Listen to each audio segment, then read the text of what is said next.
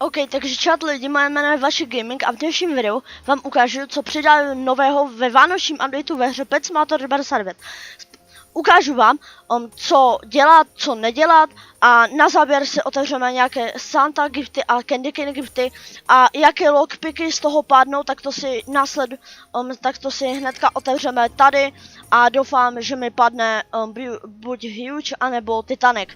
Takže já to dál nebudu zdržovat a můžeme jít rovnou na to. Takže, co bych jako první udělal, tak bych šel tady do Present Upgradeu a úplně všechno bych si tady vyupgradoval. Já to sice nemám všechno ještě vyupgradené, ale prostě já si šetřím tady na egg like go up. Nevím, jestli je správné, ale já si to prostě dělám podle sebe. Další věc, co můžete dělat, tak je tady ten Gargantuan Present, ve kterém můžete přidávat luck od 1 až do 5000. Můžete tady dávat pety, které vám budou zvyšovat ten luck. A jak budete mít ten největší luck, tak si to prostě můžete otevřít. Samozřejmě nemusíte mít i ten největší luck, ale prostě to můžete i normálně otevřít. A potom tady ještě Huge Sport Luck, což vlastně následuje tady k tomu Gargantuan Presentu, to patří k tomu, že vlastně vy tady můžete obětovat své Huge pro větší štěstí, že vám něco z toho padne. Když tady třeba dám jenom Huge Stingray, tak mi to dá 2000 bodů.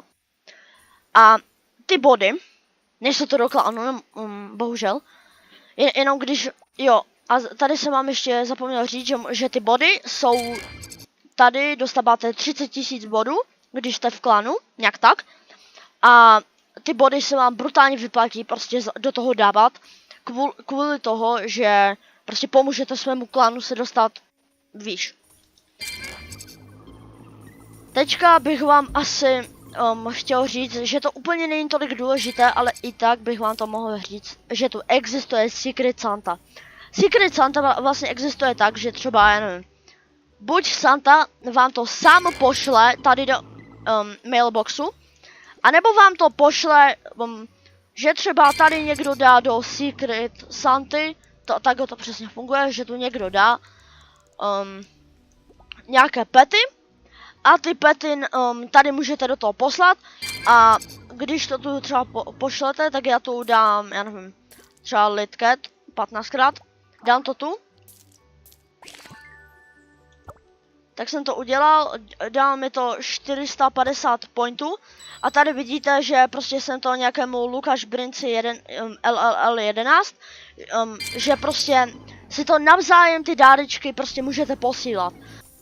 Co bych vám také ještě doporučil, tak můžete sbírat tady tyhle ty dárečky a vlastně jich nějak 30 myslím a když všechny dárečky pozbíráte, tak máte větší šanci, že vám padne Huge ze všech vajíček. Potom, co je taky strašně moc důležité, si odemknout ten domeček, kde je ta chaloupka. Ale jedna z nejdůležitějších věcí pro nás je tady ta chaloupka. Musíte si ji odemknout a potom, když půjdete tady k té prvníčkové chaloupce a když ji zničíte, tak vám to dá 1 milion z těch prostě coinů. Další věc, co bych vám chtěl ukázat, tak úplně to není hlavní věc, ale můžeme to taky udělat, tak je tu adventní kalendář. Každý den se objevuje jeden quest a když ten quest splníte, tak půjdete tady a potom prostě dáte claim a tady vám to vyskočí a máte šance na tady tohle Huge Polar Beara. Nás dobré je tady ten Gringerade. Když to dokončíte, jakože hodně těch wavek, tam jsou různé wavky. A když těch wavek dokončíte hodně, tak máte šanci, že vám padne tady ten Huge Krampus. Samozřejmě potom tady ještě můžete něco dostat, tyhle Huge pety. A když prostě budete mít... A potom máte šance na Huge Krampusa. No. A co je taky pro nás hodně důležité, je ten Gringerade. Tady vlastně, když dáte hodně wavek, tak máte šance, že vám padne Huge Krampus. Teďka do toho se prostě joinu, abyste věděli, jak to vypadá. Prostě začíná to za 50 vteřin a vypadá to tak, že tu jsou samé čestky a prostě vy ty čestky musíte rozbíjet. Takže lidi, já tady pro videjko chtěl jsem jít ukázat ještě jiné věci, ale na videjko tak to ukážu, jak to vlastně funguje. Některé ty česky jsou prostě brutálně lehké, že to hnedka zboříte. Některé zase úplně tak ne, že už jako vám to celkem dlouho trvá. Ale jako těch pár růmek se ještě dá. Vidíte, už jsem tady v room 5. Úplně lehko, jo, mi to jde. Každopádně já mám nějaké nabustěné pety, nevím jak to dělám, prostě nějakým záhadným způsobem. Lidi, takže se nám podařilo dostat do room 20. Takže lidi, podařilo se mi dostat do room 25, ale dál už se nedostanu. Takže už to teďka končí. Dobře lidi, a teďka vám ještě vysvětlíme, jak vlastně jak tady ten Grinch Raid funguje. Tady jsou ty rewardy a vidíte, že já jsem jich měl na 25 a tady lidi mají prostě do 100, abych se dostal, jich musím mít 3000, což já absolutně na to nemám.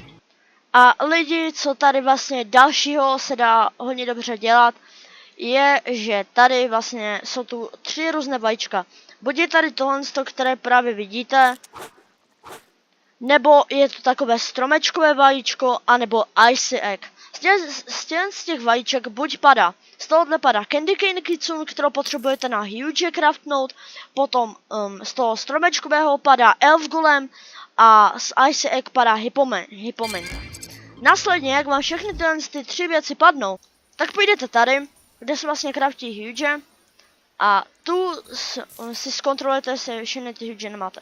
Teďka jsem si dokonce všiml, že už to i zvýšili, že jak já jsem to ještě dneska craftil, tak jsem měl 5.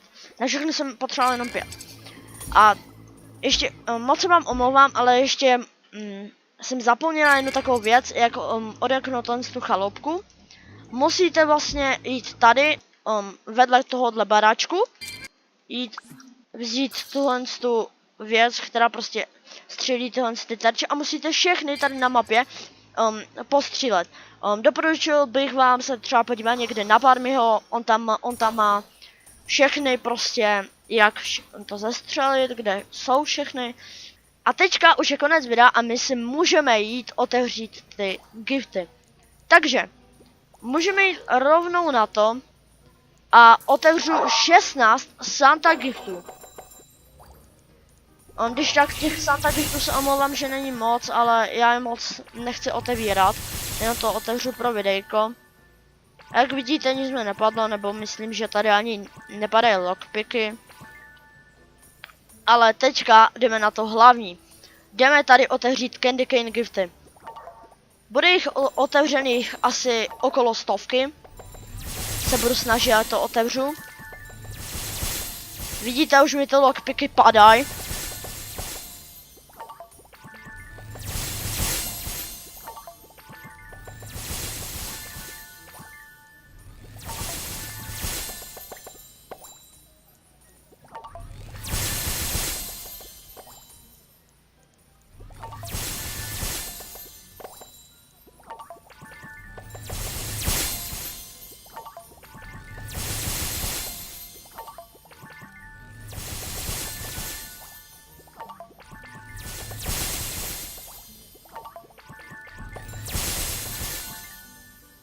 Takže lidi, máme jich otevřených více než 100, měl jsem těch giftů nějakých 508, už jsem je všechny otevřel, těch 100 giftů, takže se můžeme podívat, kolik máme lockpicků a takových věcí. Takže, když se podíváme na lockpicky, tak máme 51 normálních z těch, ale já jsem trošičku líný a já z toho prostě půjdu tady k Santovi, 5 si jich vykraftím. Golden lockpicku a budu se prostě snažit, ať to odemknu. Takže super lidi, teďka mi to padlo, jsem hodně rád. Nice lidi, nice. Jo, jenom kdybyste chtěli vidět, proč jsem mě otevřel to easy, udělal jsem to pro videjko, ať to je hotové. Teďka doufám, že mi to padne, když je to na video, když mám ho video. Ne, nevadí, škoda. Dáme tady ještě jeden normální. Nic mi nepadlo. Dáme ještě golden. Nic mi nepadlo. Ještě dáme jednou golden. Nic. A ještě asi poslední úplně golden. A ten nám vyšel. Takže jsme to dali, ale už asi žádné mít nebudeme. Nemáme. A ještě tady nakonec bych vás chtěl poprosit, kdybyste měli prostě něco, samozřejmě nemusíte, hlavně z toho rozmyslete, jestli to chcete udělat, tak mi můžete poslat do mailboxu nějaké věci, třeba nějaké gemy, brutálně by se mi to hodilo, ale nemusíte, fakt se rozhodněte, kdybyste mi to chtěli poslat a někde, prostě tady někde bude nick můj. A pro tohle videjko je to asi všechno, takže já moc děkuji, že jste se dívali a čau!